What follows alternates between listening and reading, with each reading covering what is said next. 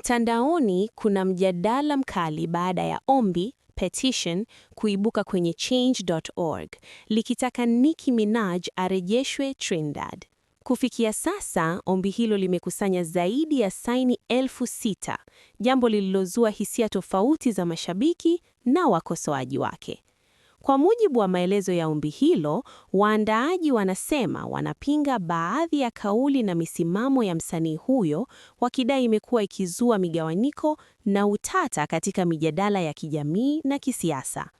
Hata hivyo, wengi wanaona hatua hiyo ni ya kihisia zaidi kuliko kisheria, kwani ombi la aina hii halina mamlaka ya moja kwa moja ya kumhamisha raia au mkazi kisheria.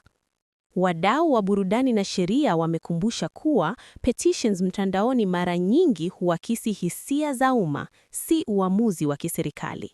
Pamoja na kelele hizi, bado haijathibitishwa kama ombi hilo linaweza kuwa na matokeo yoyote ya kisheria dhidi ya msanii huyo.